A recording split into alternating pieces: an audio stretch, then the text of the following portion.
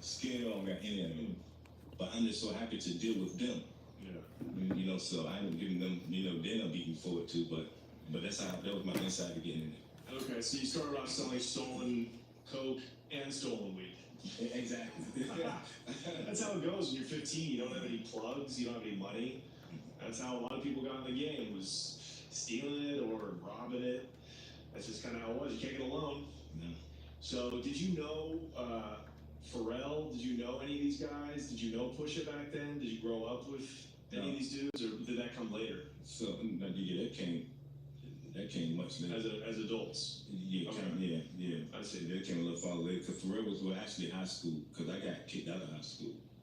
I got kicked out in the 11th grade. I was playing, like, I was supposed to start point guard for Bagz High. Ended up getting kicked out because we used to fight another neighborhood called Lake Edwards. Right? So it was always like, we see each other, it was going to be gunplay, fighting, or whatever it was. Now I'm from this neighborhood now. Like, I'm, you know, from Southgate, it's like walking across the street.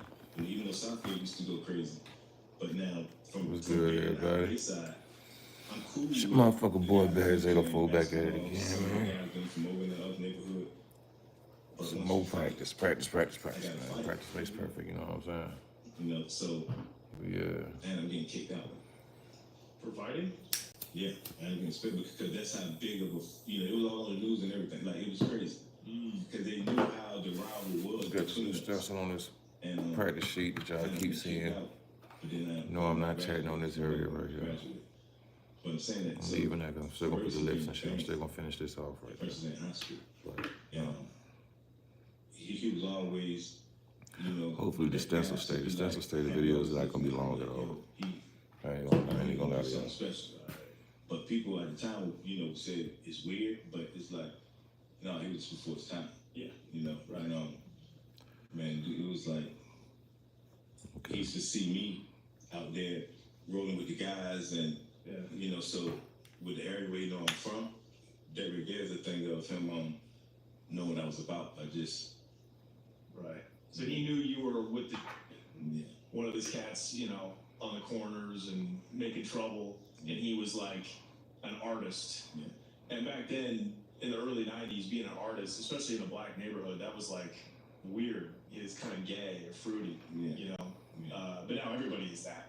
But you're right, he was totally ahead of his time. That's crazy. Yeah, because I think he started making beats for like Bell Biv DeVoe, right? Like when he was a teenager in high school. Like he back then, real fast. I remember it was Nori was Super Thug.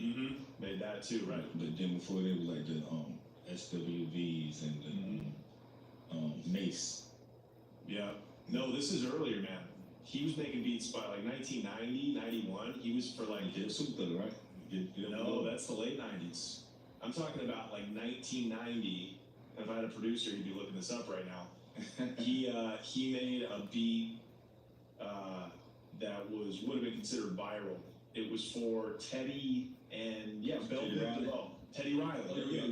Yeah. That was like his Rump Shaking. Rump Shaking. Yeah, that was filmed down Virginia Beach. Wow. That was filmed on the ocean front. Crazy, dude. Yeah, he was like 15 or 16 when he made that beat, but that was like a hit. Yeah, you know, man, just he was out of here. Just he was out of here. Yeah. So you got kicked out of high school. Did your mom know you were dabbling in drugs when you were in high school? So, like I said, my mom was still out 20 Canal at the time. Hustling?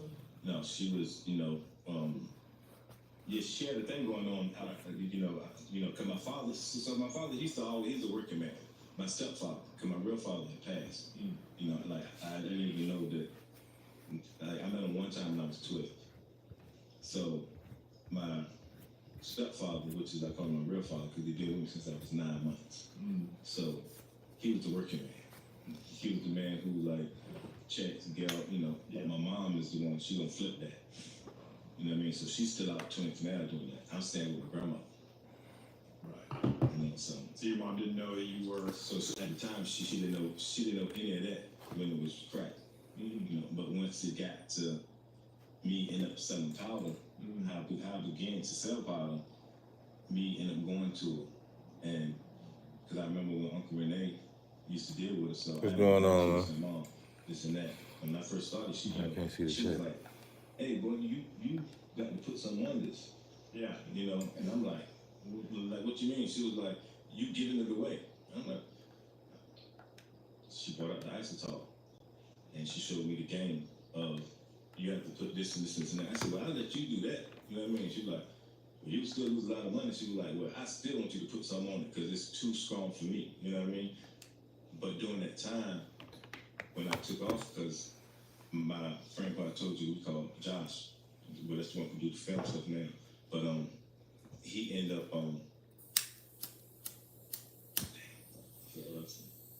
Well, hold on. but Let's skip over this. Your mom taught you how to cook crack, or she taught you how to stretch powder? she told me how to stretch the powder and put the isotone on it. And she like, yo, listen, you gotta understand. I want you. She said, Wow, I got somebody to see you know. If you gonna do it, I thought your ass went to sleep and shit. No, Hold on. no, I'm not gonna stop you.